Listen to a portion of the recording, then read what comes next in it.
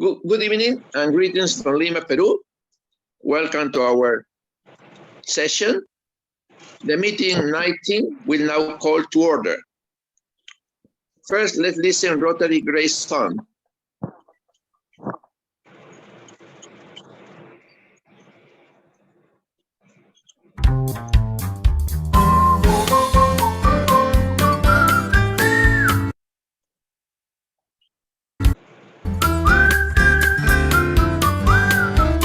Is it the truth? Is it fair to all concerned? Will it build good? Will it better friendships? Will it be beneficial to all concerned? When we pay it forward, it will be returned. Is it the truth? Is it fair to all concerned? Will it build good? Will it better friendships? Will it be beneficial to all concerned? When we pay it forward, it will be returned. When we pay it forward, it will be returned.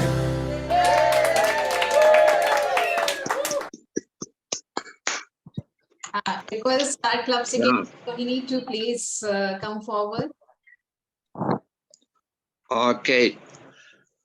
Before we commence these proceedings, I would like to share with you that last Sunday, our club participated in the Rotary International campaign, Let's Stop Polio Forever, where 175 children received polio drops at our booth.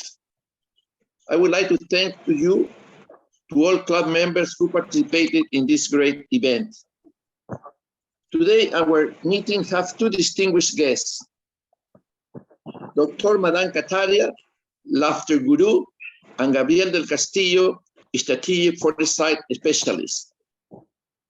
Being today World Peace Day, Dr. Kataria will teach us to create peace through laughter and enlighten us on the power of laughter and its ability to provide physical and holistic benefits, as well as make us have a good time by guiding us in a delightful laughter yoga session.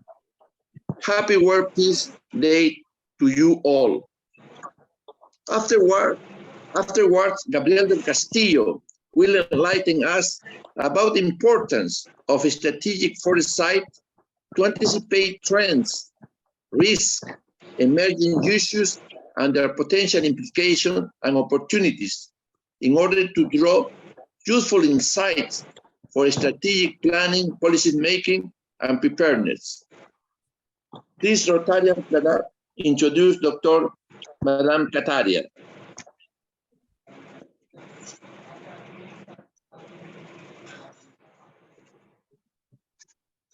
Thank you, President. Myself audible? Yes. Yeah. So let me introduce our guest today. So first I will introduce Dr. Badal Kataria. So thank you very much for joining us today, sir. So Mr. Badal Kataria is the founder and originator of the laughter yoga movement worldwide, a medical doctor from Mumbai. India is popularly known as the guru of giggling, London Times, right? That's what the statement is. Started first laughter club with just 5 people in 1995. It has grown into a worldwide movement now and having more than 16,000 laughter yoga clubs in over 100 countries. I welcome you, sir, for this session today. Thank you very much. Right. I think my picture is not coming nice anyway. So you hear me? President Jorge and fellow Rotarians, I'm very happy to announce that last week only I have become a Rotarian with the San Francisco Bay Area Rotary Club. And now I feel that it's an honor to be a Rotarian to spread the laughter yoga movement worldwide. So those of you who do not know me, my name is Madan Kataria. I'm a medical doctor and creator of laughter yoga. Now, if you're wondering why I'm laughing, actually I'm laughing for no reason at all. This is called laughter yoga. For centuries, people knew that laughter is the best medicine, and scientific studies have proven that laughter has profound effect on the body and mind, and you can get many, many health benefits.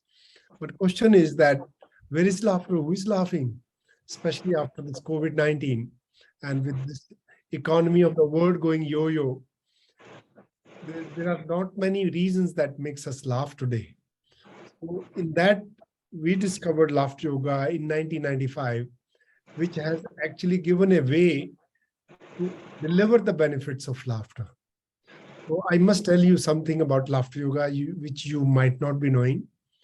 So, laughter yoga is not a comedy. This is an exercise program where anybody can laugh without using jokes, humor, and comedies. So it is based on the scientific studies that even if you laugh for the sake of laughing, even if you make laughter a voluntary laughter, a fake laughter, your body, your brain doesn't know the difference between the two, and you still can get the same benefits even if laughter is real or fake.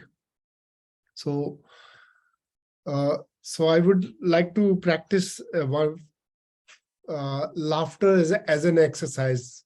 So our motto is fake it until you make it. Okay. So I would like to ask you to unmute and everybody put the camera on. Let's fake laughter for a minute and see what happens. Are you ready? Put your cameras on and start laughing with me.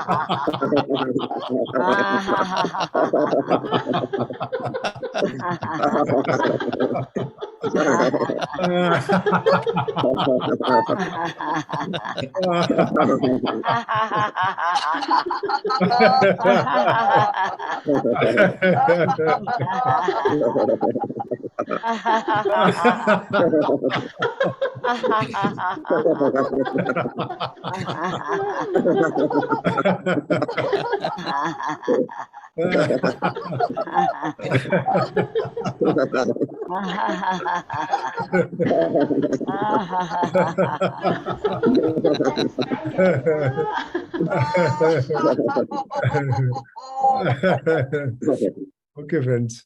So this was good. So you must have felt that we can't laugh for fake. Even if you're laughing for fake, when you're laughing with together with the people, it gets converted into genuine laughter very quickly.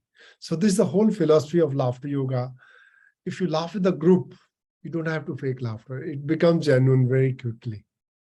Second thing, you must understand that the yoga part of laughter is laughter and breathing exercise combined together makes it laughter yoga. Now, what I study as a medical doctor, that our lungs have a lot of 3 liters of air, which is residual air, we call stale air in the lungs. So in yoga, people teach that you must laugh, exhale longer than you inhale. So I used to wonder why you should exhale longer than you inhale. So then I found that there's a lot of residual air which can be expelled. Then I found that laughing itself is like an exhalation. When you're laughing, you're breathing out. So laughter, even if it is done as an exercise, you are actually getting rid of all that stale air from your lungs. You're getting more oxygen. So we combine breathing and laughing together. So one typical exercise, but can you please put all your hands out like this? Everybody, take a long deep breath in. Hold your breath and laugh it out.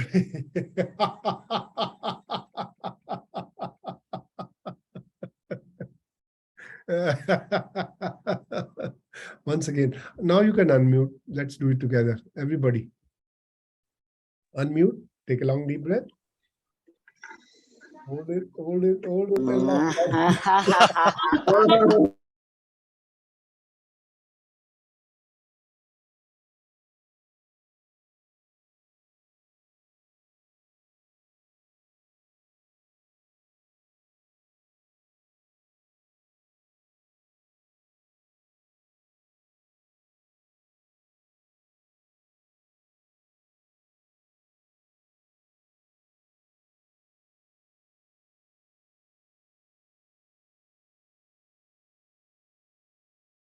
into your body and brain.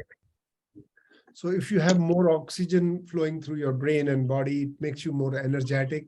In fact, oxygen is the basis of good health. And then if you see the scientific studies that says that laughter is a great stress buster. We have three kinds of stress: physical stress, mental stress, and emotional stress. And laughter is the one exercise that can take care of all the three types of stress we have: physical, mental, and emotional. So let's laugh to release our stress. Put your hands out, take a long deep breath, and laugh it out.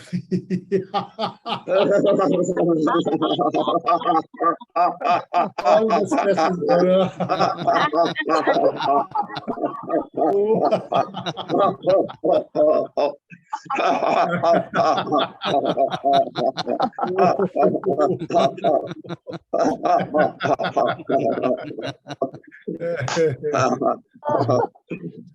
Your stress and immune system are quite connected. When stress level goes up, your immune system goes down.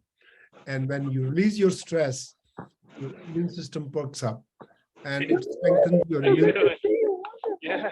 So one exercise to make your immune system stronger is you must laugh at least for 10 to 15 minutes, and it should be a sustained laughter. That is why laughter yoga exercises give you an opportunity to laugh as long as you want. Now, if you're wondering, natural laughter, which comes in our daily life, it barely lasts for a few seconds here and 3 or 4 seconds at a time. That is why laughter yoga is a great way to have a sustained and longer laughter. So that's why third thing is that benefits, in order to get the benefits of laughter, you must laugh heartily, little bit louder. Only then you get more benefits. So take a long deep breath and laugh it heartily.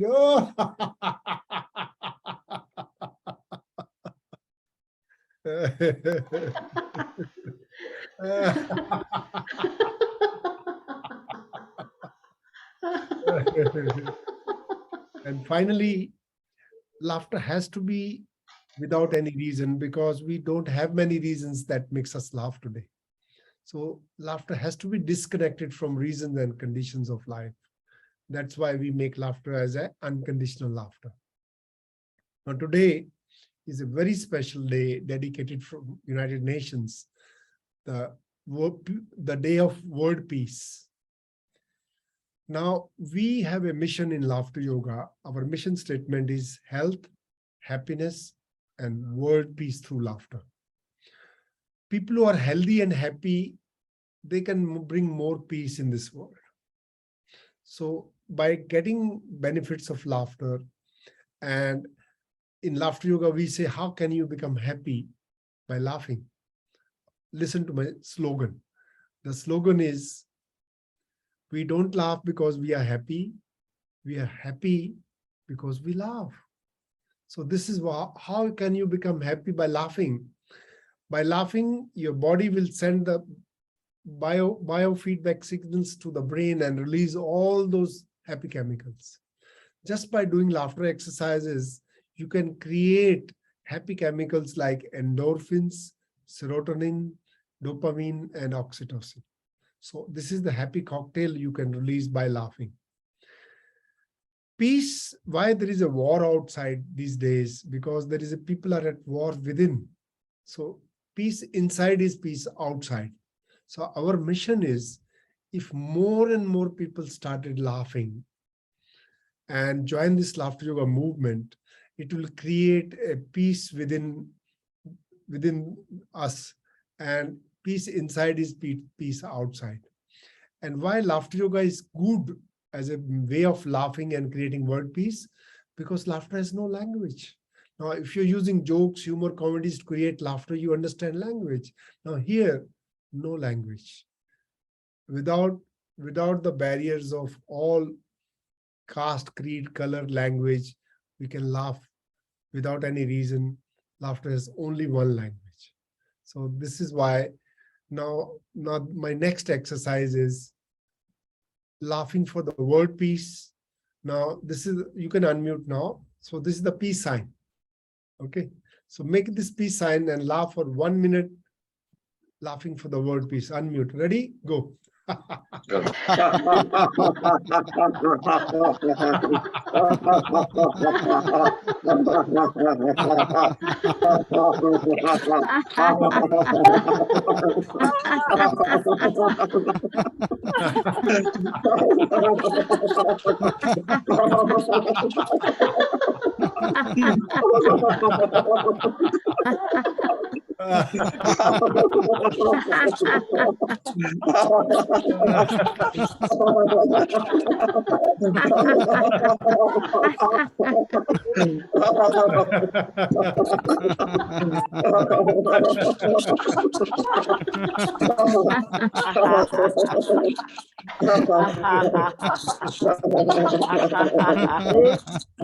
Very good. So I think Rotary International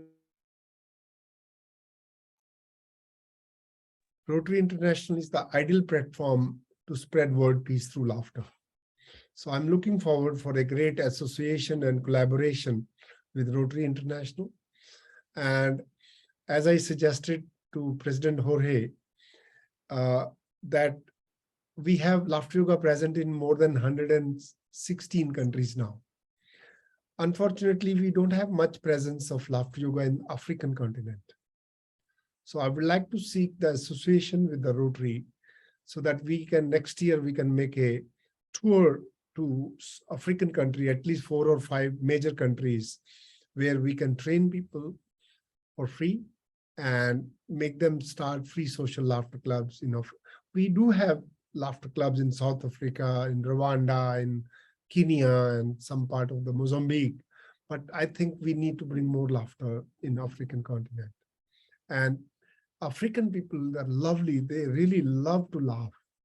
And only they must understand what laughter yoga is and how it can benefit. So there are more than 150 research papers in different universities all over the world on laughter yoga methods. And recently, I have been teaching laughter yoga in Stanford, where we are conducting laughter sessions very regularly. I have trained many people at Stanford. So thank you very much, President Jorge, for inviting me. Thank you, Julia, for connecting me to the Rotary. And I would love to be a part of Rotary. Now I'm myself a Rotarian, and how we can collaborate Laughter Yoga International with Rotary International to bring health, happiness, and world peace through laughter.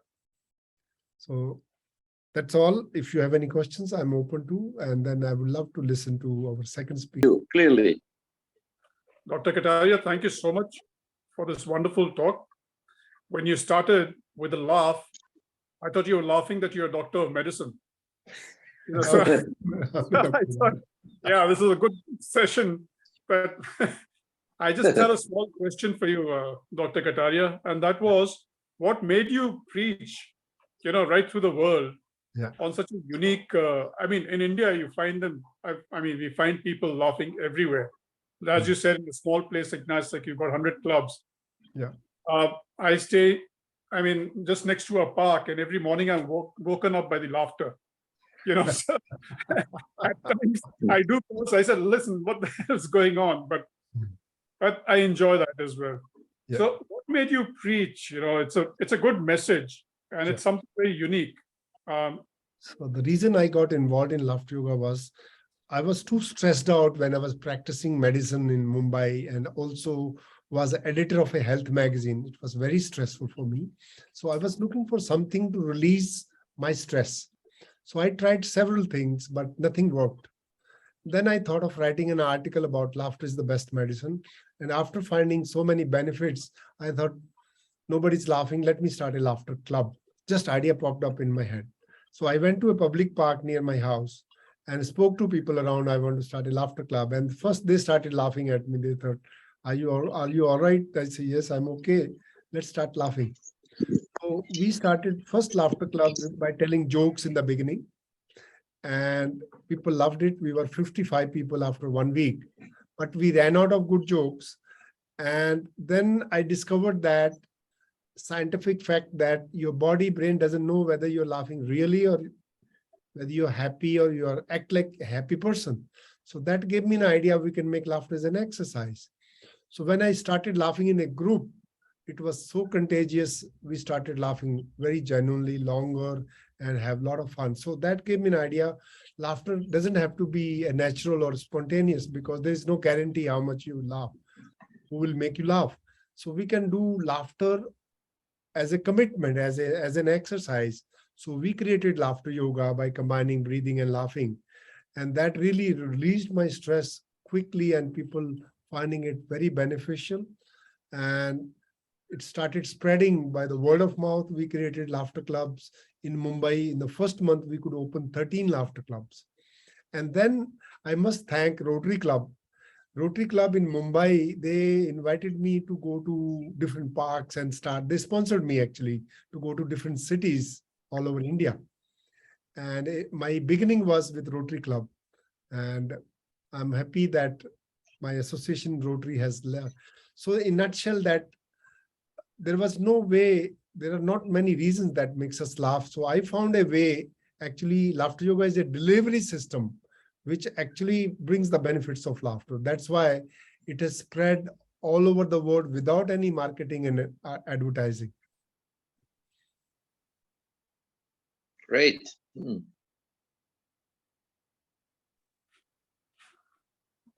Okay.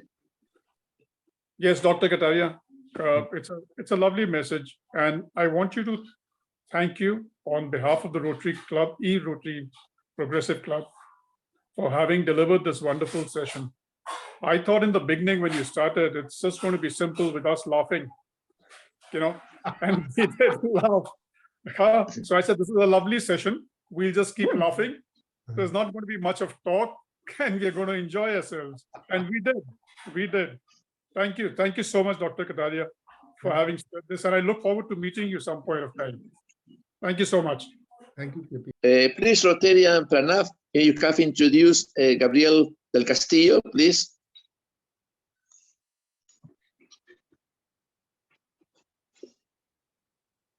You need to unmute. Welcome to the session today. Dr. Gabriel is the Vice President of Institute del Futuro, which is more of a foresight and policy think tank forum. And he has done his master's in the public administration, which is for innovation, public policy, and value. So he will take us through to some interesting facts about the fact, all the matter of this wonderful master's what you did. Thank you very much for joining us, and welcome to the session, sir. Thank you very much. Thank you very much for having me and for taking the time to listen to me. I'm basically going to talk to you about how to think about the future in a way that we can actually shape it to be the way we want it to be. So I have a short presentation I'd like to share with you all. Can you see my screen well? Yeah. Perfect. So yeah, I'm going to be talking about how creating better futures, why foresight matters. And that this applies, of course, I'm going to be talking through the lens of what I know, which is the lens of public policy. But this applies for business. It applies on a personal level, how we think about our own future.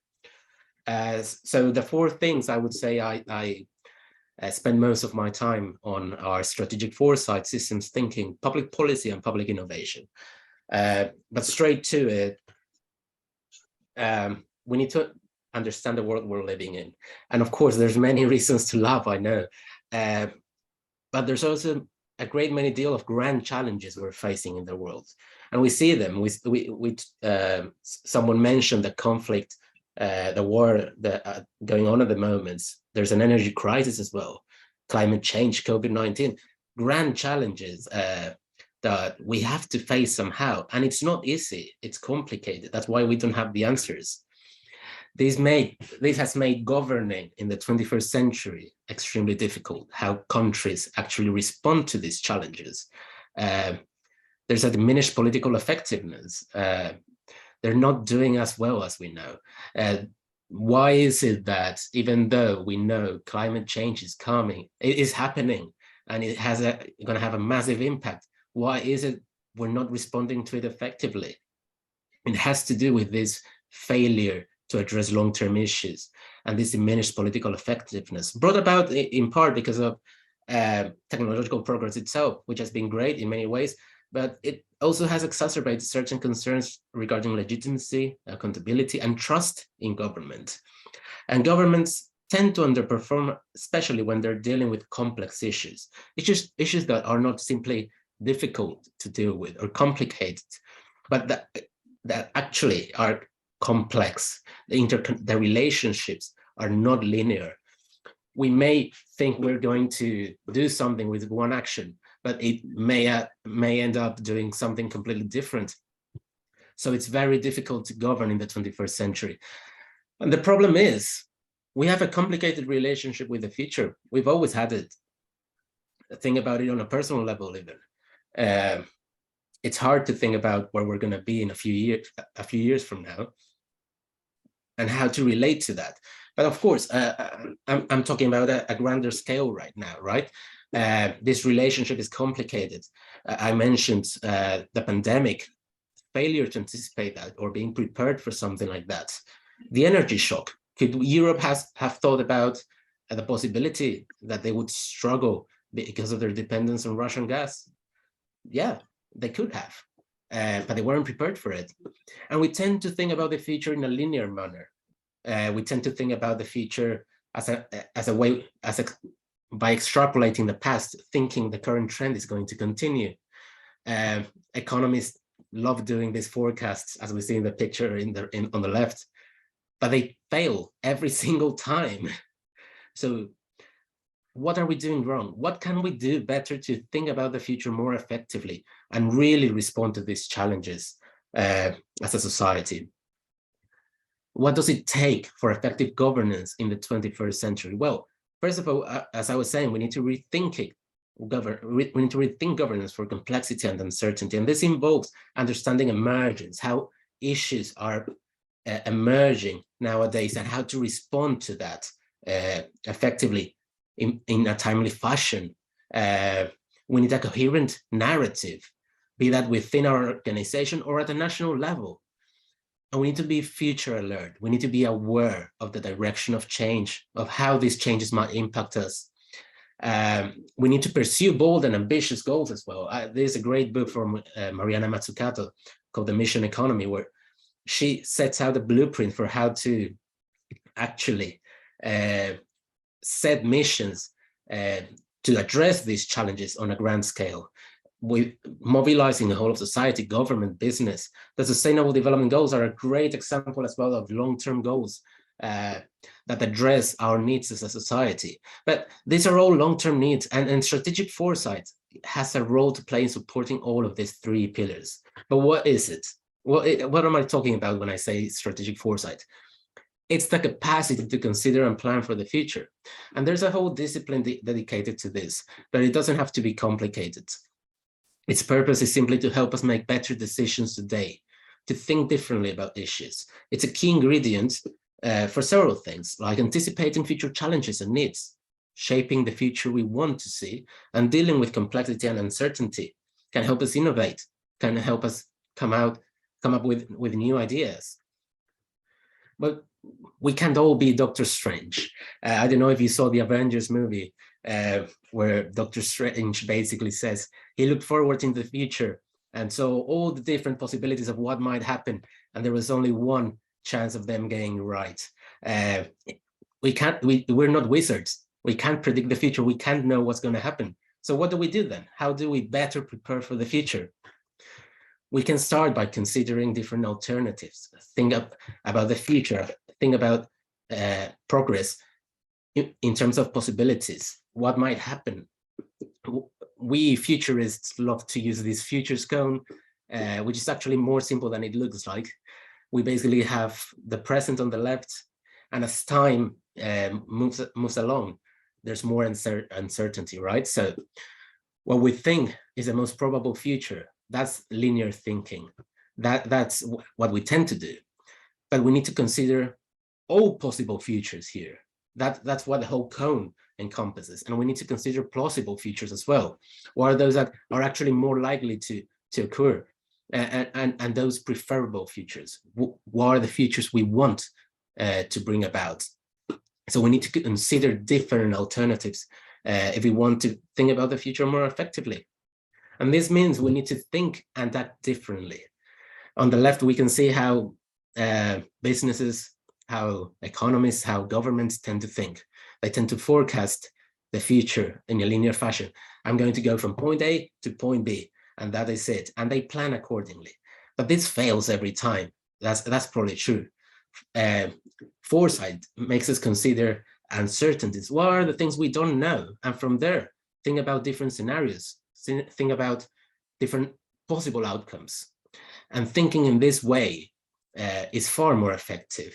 It's far more realistic as well. We can try to better understand future possibilities by exploring these scenarios, by creating narratives, stories about the future, realistic, but that challenge the way we think. We can see these are two great examples, one from the World Economic Forum, on different possible futures for global food consumption, depending on how connected markets are and how resource intensive consumption is.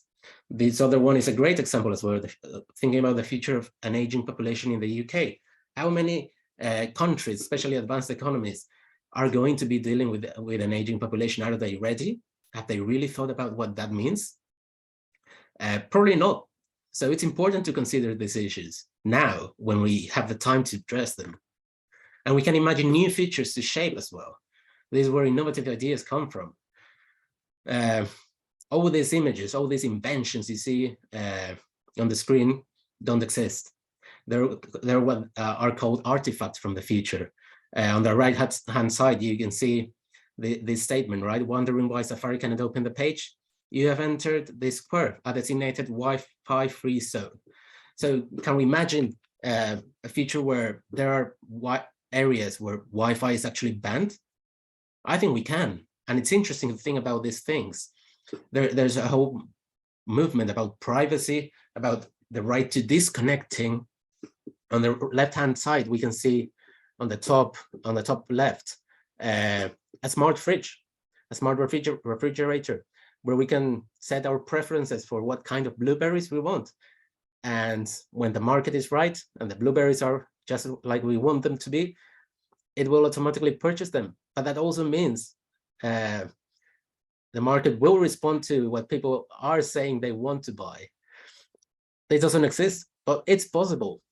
Or even on the bottom left, the idea of actually experiencing taste on the virtual world could be a possibility.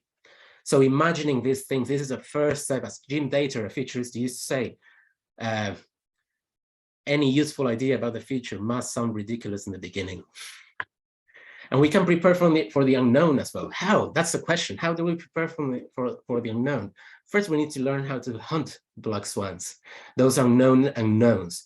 Those things that can have a massive impact, and there's no way we can see them coming. We need to prepare for the unexpected. That's key. The pandemic was unexpected for many, and it caught us by surprise, and we didn't know how to respond because we weren't ready. Sure, some may have anticipated it, but many didn't, and they weren't ready for a disruptive event in general. Or we can tame black elephants, those known unknowns. Those things we're aware we have a blind spot in this area, but we haven't addressed it. And eventually they will come up and bite us. They're gonna manifest somehow. So we need to be aware of this and address them as well. And we need to think of these terms, understand disruption. And we can better understand the consequences of events and of our own actions as well. Think about not just if I do A, it's gonna lead to B, but it actually may lead to C and D as well, even E. And I mean, for example, how many people just before the invasion of Ukraine thought about this invasion could actually lead to global efforts to tackle global climate change, to be hindered, to be held back. It's not a straight line, but if we think about it, sure, there's a war, there are sanctions on Russia, energy prices go up, European countries need to respond and need to care for their people. So climate action takes a back seat, sadly. We could have anticipated that, and we could have thought about what that meant. So we need to think in these terms as well, think systemically. And we have to continually scan the horizon. We have to look for what I like to call, what are called signals of change, and I like to think of them as the waves in the ocean, which we can see these are events, news, innovations that we see and we think, this might actually mean something in the future. What will happen if this scales up, if this continues, if this expands? It might actually shape a specific aspect of the future. Think about the digital world. Think about on the right hand side on the bottom, you can see DIY biohacking kits that used to be sold on Amazon. What does that mean for the future of how we relate to our own bodies, for instance? On the left, we can see how we use our smartphone to interact with the reality. That is already here. But how could that change in the next 10 years, in the next 20? Those are the signals of change we need to be continually on the lookout for. We need to identify them and understand them. But most importantly, we need to think about the currents beneath the waves. What is moving the ocean? Those are the drivers of change. Those forces that are actually shaping change, that are pushing it in a certain direction. Things like certain technological developments. Or let's ask ourselves, what is it that in so many countries, political debate is fractured, is divided. We need to understand what's beneath that if we want to actually address it. The same goes for any of the challenges we're facing nowadays. So I want to share with you, I've shared with you what kind of thing we strategic foresight practitioners or futurists tend to do to think about the future differently. Remember to think about different possibilities. But I want to share with you some core skills that can help us all think about the future more effectively. And first, I would say, of course, we need to develop our analytical thinking. Let's make sense. We need to make sense of information, of data, but we need to be creative as well. We need to be able to imagine different futures, great futures, very compelling futures, but also preposterous futures. All these different possibilities will help us make better decisions today. We need to collaborate. We need to build trust and relationships with each other. Only by working together is that new ideas, new powerful ideas actually come up to the surface. You may be asking yourselves, why is there a picture of a bug in the screen? This is what I like to call dragonfly vision. If you look at the eyes of the dragonfly, they actually point out in many different directions. And that's what we need to do as well.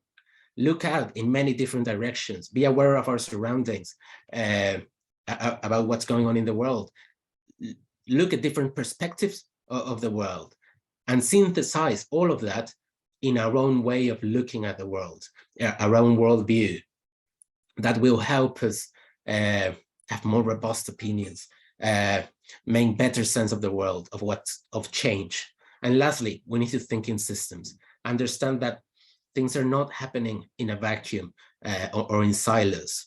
This is about thinking about the forest as much as we think about the tree, understanding the relationships, the connections that make up our world. And systems can be from a biological system to a digital system to the economy or a society. They're everywhere. So we need to think on these terms. If we develop these core skills, we can start to think about the future better and develop futures literacy. That is what we need. And that can help us on a personal level. This is happening around the world. There's organizations actively engaging with the future. And I would urge you to have a look at a few of them. Some great examples, Instituto del Futuro in Peru, where I've been present for the past year, or the Institute for the Future in California, the School of International Futures in London, the Center for Strategic Futures in Singapore plays a very important role in how Singaporean policy actually develops and creating that capacity to think about the future in government. The OECD, UNDP, the World Economic Forum, of course, governments, yeah. But those are companies, Walt Disney, Lego, Cisco, they all have futurists thinking about what's going to happen in the next 10 years for the company, the next 20 or 30. Same goes for academia, universities, where great things are happening in the University of Turku in Finland, the Future of Humanity Institute in the University of Oxford. These are great places to be that are looking at the future deliberately and are making great leaps in helping us understand it better. The Danish Design Center, for instance, or the Forum for the Future, are pioneering different creative ways to co-create possible ideas about the future and spark movements to shape a better future. And lastly, I want to leave you with two thoughts. The first one related to the role we play as a foresight practitioner. Just as an artist, our role is to ask questions, not to answer them. We need to be looking from the outside in. We need to challenge assumptions, challenge others who think differently, and we need to speak truth to power in that sense. And lastly, the great David Bowie, he said, tomorrow belongs to those who can hear it coming. So I urge you all to start listening for the future. Thank you very much.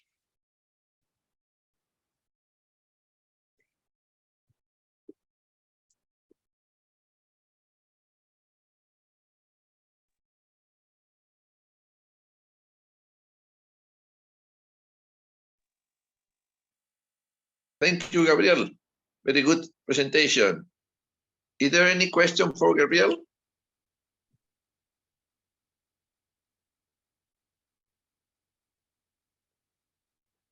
May I? Of course.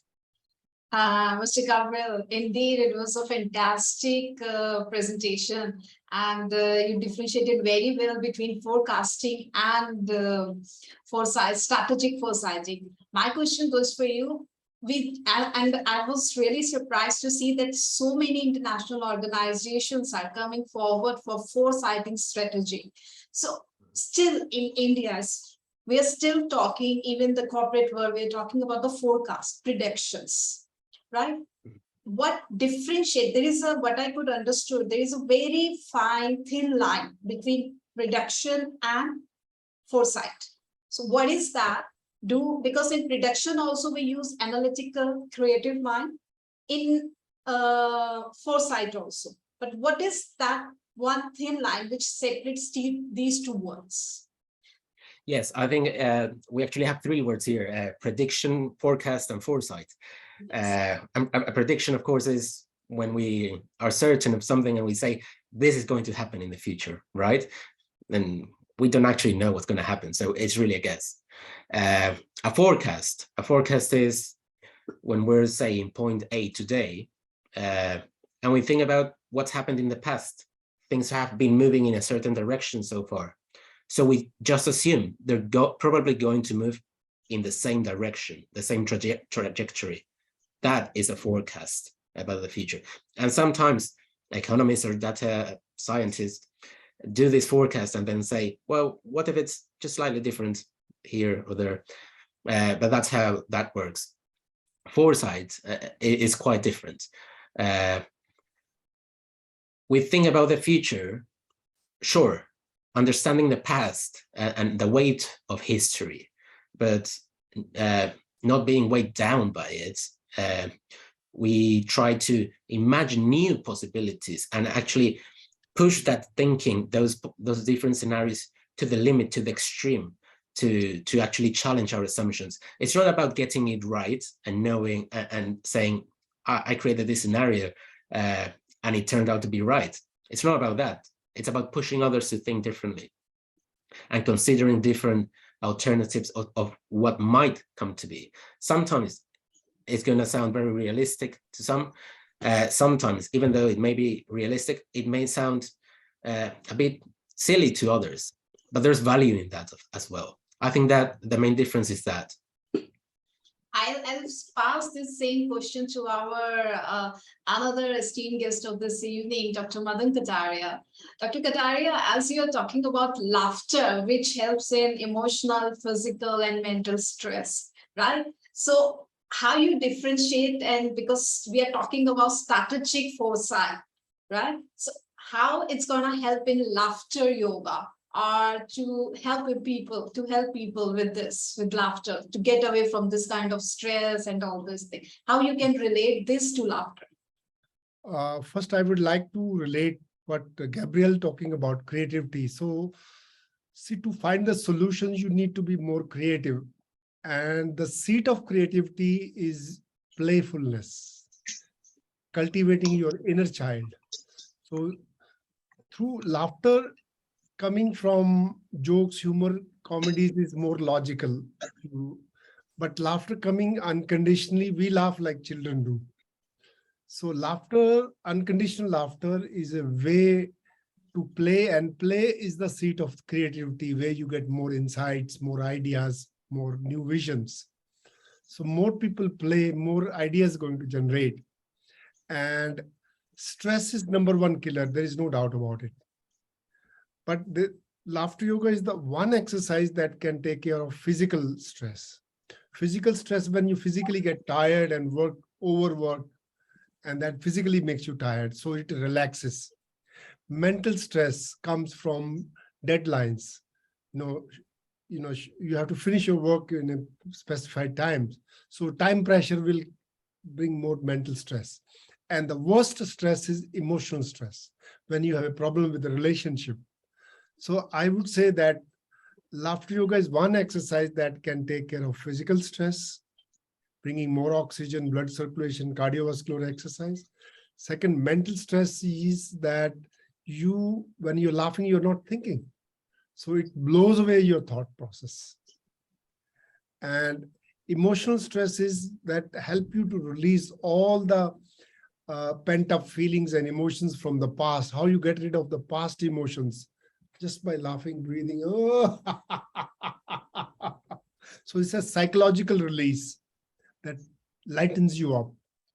So they say laughter cannot solve your problem, but it can dissolve your problem so that you can think clearly. So in my words, I'm going to summarize this way of Mr. Gabriel and Dr. Kataria, Rotarian Dr. Madan Kataria, that forecast is when we are laughing with the logic mind, right? And strategic foresight is when we are laughing unconditionally. So am I right? This is how I can connect both. Yeah, maybe I think there is something has to be beyond logic, because when you have logic, you are stuck, you're a mental process. But laughter yoga is illogical. That's where the right brain gets stimulated. So it's there is a famous book by Whole New Mind by Daniel Pink. And he put one full chapter on laughter yoga in his book. And so laughter yoga is beyond logic. As Gabriel was saying, we have to think in a big vision. So when you go out of the box, out of the logic, this is where you create unlimited possibilities. And that is Absolutely. called future thinking and future. Yeah, please, Mr. Gabriel. Yeah, and I would say we need to tap into both the logical and the less logical side of things. And I see the value definitely laughter yoga and the future. The future can induce anxiety. You hear about young people with climate anxiety nowadays because they see the future coming and they can't do anything about it. Yeah. So we need to cope with it somehow. And I would say as well, to anyone that's interested in thinking about the future a bit more often now, just ask yourself two questions in your day-to-day. What if, and so what? That will definitely help. Beautiful, beautiful. Thank you very Beautiful. much, Thank Mr. you. Gabriel and Dr. Kataria. Over to the president or the club secretary. Okay, Rotarian, KPC, please vote of thanks to Gabriel del Castillo.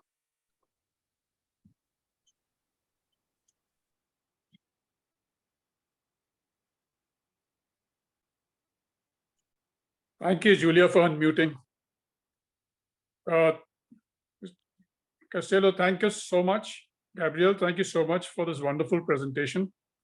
I take this narrative of relationship with the future is complicated relationship, it's not only complicated with the future, it has been complicated in the past. And I think we will keep complicating situations over and over again. The demand from the youth is so high in certain perspective. I think the complications will keep arising. I would think, as Dr. Kataria said, just laugh it off, and live life of laughter. But it's brilliant what you've just said. And the unknown or the known, we will never be able to define, I guess so. I'd just like to give a small example, what we live with. Today, tobacco, we all know, is injurious to health. It kills people. But unfortunately, nobody in the world bans tobacco. Nobody in the world bans manufacturing of tobacco. Nobody in the world bans tobacco altogether. Singapore has banned chewing gum, but not banned tobacco, smoking. So we're still living in the world of unknown. As Gabriel said, so the governments are weak decisions. They're huge lobbying for their own products, and we will keep killing people, we'll keep killing each other. That's how we will probably live in this unknown world. Thank you so much, Gabriel. Thank you so much for this wonderful presentation. It's an insight into what we are living with and where we are going to reach. It's been an honor to listen to both of you, Dr. Kataria and Gabriel. Thank you so much. Thank you. Thank you very much for having me. Thank you. Thank you. Please, Rotarian Rohini, can you make announcements? Yes, so we have 2 announcements for this month. First is, so we have a meeting for our new members and prospective members, which is going to be on 28th September. And secondly, we have a Rotaries and Polio and Leprosy cycle rally, which is on 2nd October 2022. These are the 2 announcements I'm making up. Okay, thank you very much, Rohini. So thanks to both speakers, and also thanks to all who have attended. And the meeting is adjourned. Thank you very much. President, before we go, we should hear from Dr. Madan Kataria once again, ho ho ha ha, so we can have a good night's sleep. I think it's a good idea to end with 1 minute laughter for the word peace. So please unmute everybody. Let's laugh for the word peace. Ready? Go, unmute. Okay.